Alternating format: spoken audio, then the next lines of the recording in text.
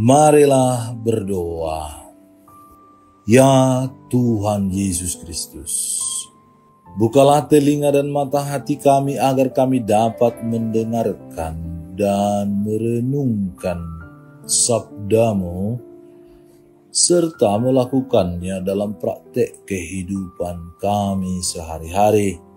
Cerahkanlah pikiran dan pemahaman kami dengan terang Roh Kudus-Mu sehingga kami tidak hanya mendengarkan sabda-Mu, tetapi juga mampu mewujud nyatakannya konkret dalam pertobatan kami di masa Prapaskah ini, dan membuat kami semakin kudus dan semakin sama dengan Engkau, Allah Bapa kami yang adalah kudus, sehingga kami dapat mencicipi keselamatan di dunia ini dan kebahagiaan kelak bersatu bersama dengan pengantaran Kristus Tuhan kami yang hidup bersama Dikau dalam persekutuan Roh Kudus, Allah meraja kini dan sepanjang segala masa. Amin.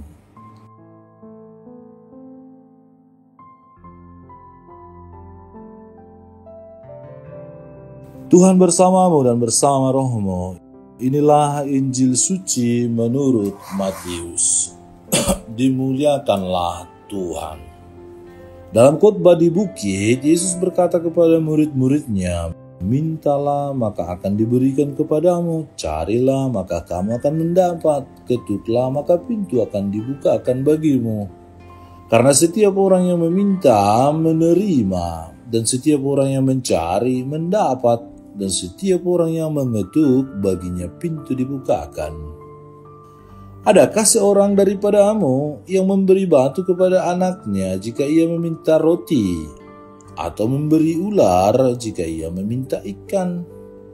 Jadi jika kamu yang jahat tahu memberi pemberian yang baik kepada anak-anakmu, apalagi Bapamu yang di surga. Ia akan memberikan yang baik kepada mereka yang meminta kepadanya. Segala sesuatu yang kamu kehendaki supaya orang perbuat kepadamu, perbuatlah demikian juga kepada mereka. Itulah isi seluruh hukum Taurat dan kitab para nabi. Demikianlah sabda Tuhan, terpujilah Kristus.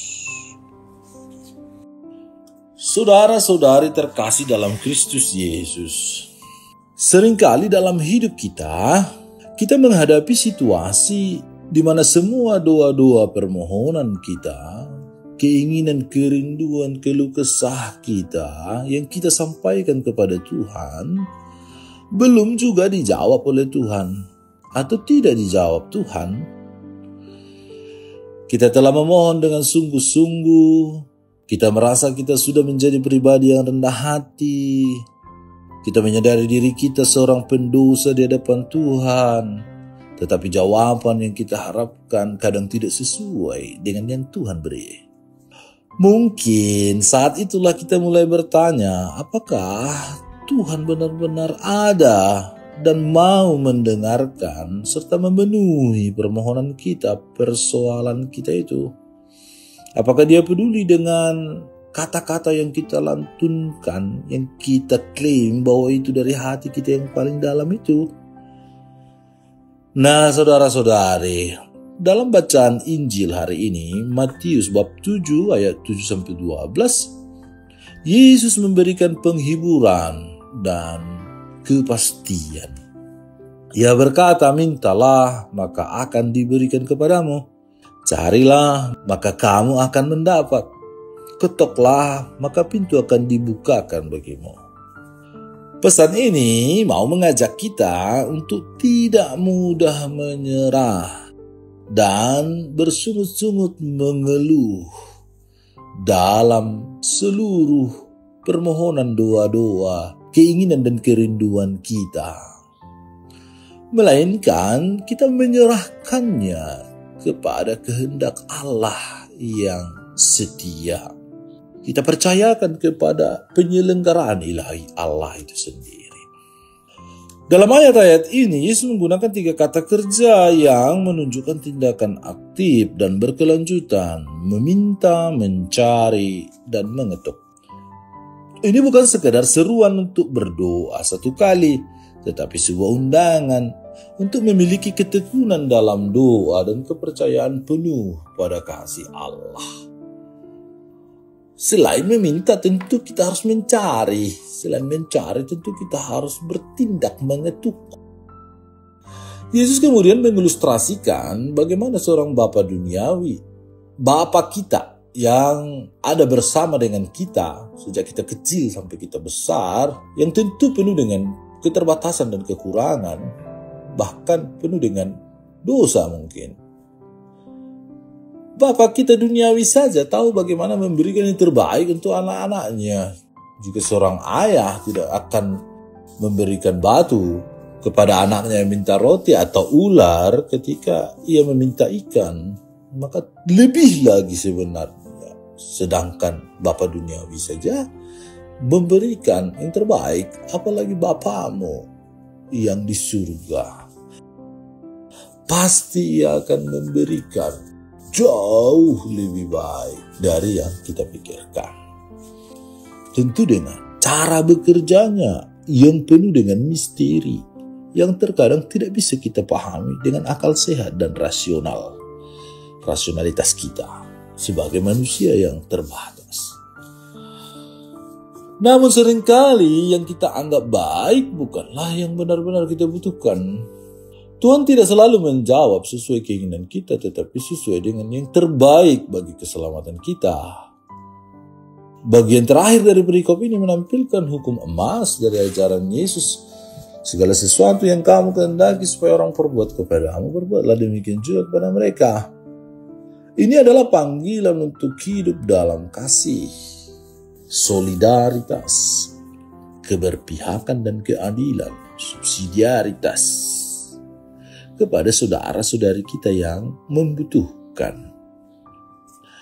Doa yang sejati bukan hanya meminta kepada Tuhan, tetapi juga membawa kita untuk bertindak konkret nyata dalam kehidupan kita. Kalau kita meminta kepada Tuhan agar kita menjadi pribadi yang rendah hati, tetapi kita dalam hidup sehari-hari tidak mampu mewujud nyatakannya konkret, bukan berarti doa kita tidak diterima oleh Tuhan, melainkan kita pribadi yang tegar tengkuk, yang keras kepala. Kita minta, kita cari dan kita ketuk, tetapi kita sendiri menolak. Kita sendiri tidak mau berjuang, berusaha. Kita tidak mengetuk pintu hati kita untuk lebih terbuka menjadi pribadi yang rendah hati itu sendiri. Bacaan ini mengajak kita untuk tetap bertekun dalam doa tanpa kehilangan iman. Pernyataan pribadi personal kita terhadap seluruh pewahyuan diri Allah dalam diri Yesus. Perkataan teladan hidup, totalitas diri Yesus kita amini, kita iakan, kita terima, dan tentu kita syukuri, kita hayati, kita praktekkan dalam hidup. Itulah iman. Tuhan mendengar setiap seruan kita, tetapi jawabannya bisa datang dalam berbagai cara yang kadang di luar dugaan kita.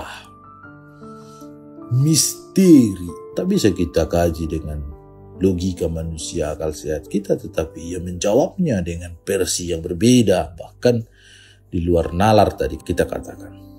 Mungkin Tuhan menguji ketekunan kita, atau mungkin dia sedang mempersiapkan sesuatu juga yang lebih baik daripada yang kita bayangkan kalau kita masih merasa bahwa Tuhan belum menjawab doa kita.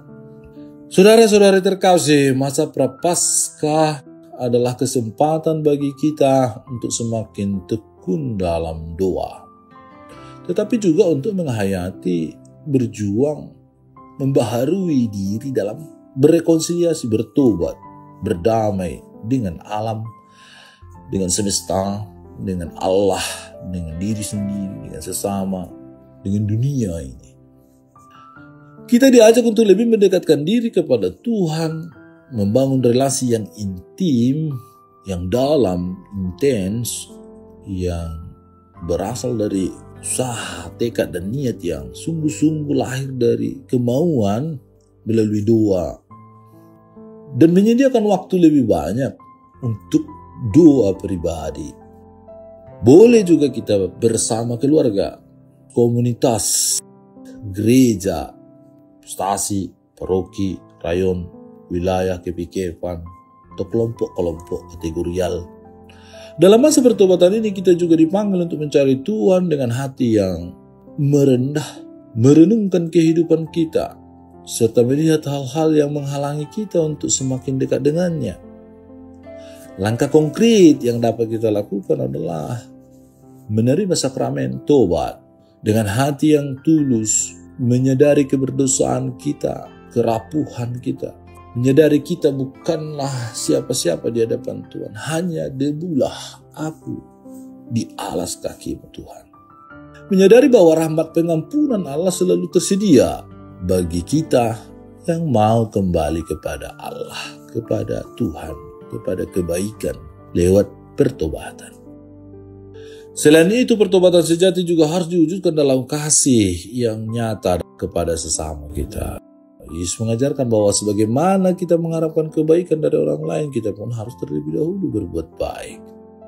Maka kita diajak untuk mengetuk pintu belas kasih Tuhan dengan tindakan nyata dalam hidup sehari-hari, seperti membantu mereka yang masih berkekurangan, memberi perhatian kepada orang yang kesepian, serta mengampuni mereka yang telah menyakiti kita. Berpihak kepada kemanusiaan, martabat manusia, selalu memperjuangkan kebaikan umum, kebaikan bersama, bonum comune. Masa Prapaskah bukan sekedar juga tentang refleksi batin, tetapi juga tentang bagaimana kita mewujudkan kasih Allah melalui sikap dan perbuatan kita. Iman tentu harus nyata dalam perbuatan. Iman tanpa perbuatan adalah kesia-siaan. Iman tanpa perbuatan adalah hampa, kekosongan belaka. Maka antara iman dan perbuatan, antara refleksi batin, pertobatan batin harus tampak dalam kehidupan nyata. Dengan demikian, kita tidak hanya menjadi pribadi yang dekat dengan Tuhan, tetapi juga membawa terang, menjadi garam, menjadi tanda, menjadi saksi konkret kehadiran Allah, perpanjangan tangan Allah di dunia ini, untuk saudara-saudari kita, untuk dunia ini yang belum merasakan kasih, belum menikmati kebahagiaan itu sendiri. Dan kelak kita akan bertemu bersama atas iman dan perbuatan yang sejalan, yang nyambung, yang menyatu. Ya Tuhan, kami bersyukur atas kasih-Mu yang tak terhingga. Kami mohon bantulah kami untuk selalu datang kepadamu dengan rendah hati, iman yang teguh, serta mau membangun relasi yang kuat, yang intim, yang personal, agar kami semakin mencintai-Mu, mengasihi-Mu, dan mencoba mewujud nyatakan firman-Mu konkret dalam kehidupan kami, seperti yang Engkau kehendaki. Dengarkanlah semua keluh kesah, persoalan, keinginan dan kerinduan, cita-cita, harapan-harapan baik yang telah kami lambungkan lewat doa-doa kami selama ini, yang dengan rendah hati, dengan tulus, dengan penuh iman, dari hati kami yang terdalam kami lambungkan kepadamu. Dengan pengantaran Kristus Tuhan kami. Amin.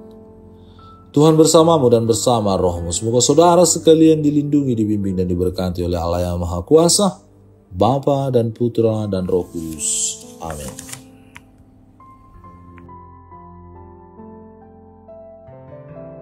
Allah Bapa kami, penuntun kehidupan, Engkau telah menuntun Abraham menuju tanah terjanji. Engkau juga menuntun bangsa Israel menuju tanah Yerusalem melalui tangan Musa. Kini kami umat-Mu keuskupan Padang sedang berjalan bersama dalam sinode kefikepan menuju keselamatan yang Engkau janjikan dalam diri Putra-Mu Yesus Kristus. Tuntunlah peziarahan hidup kami dengan kuasa Roh Kudus-Mu, agar kami tetap tabah, sabar dan setia menghadapi kesulitan dan tantangan hidup. Bimbinglah kami supaya mampu berjalan bersama, saling meneguhkan dalam iman, harapan, dan kasih. Bunda Maria, doakanlah kami putra-putrimu sepanjang sinode kefikepan ini berlangsung. Ya Bapa, Engkau kami sembah dan muliakan, kini dan sepanjang masa. Amin.